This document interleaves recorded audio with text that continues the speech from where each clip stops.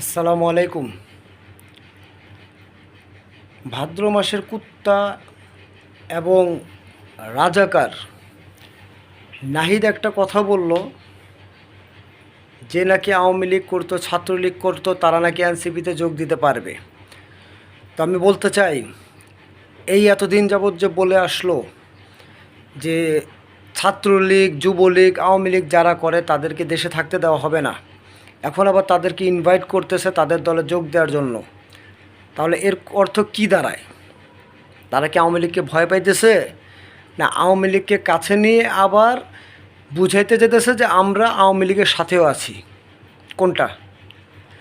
আমি সুস্পষ্ট একটা কথা বলি, কোনো আওয়ামী লীগের ব্যক্তি, কোনো আওয়ামী লীগের কর্মী যদি এনসিপিতে যোগ দেয় তাহলে তাদেরকেও রাস্তা পিটায় মারা হবে দেশদ্রোহী, রাজাকার হিসেবে।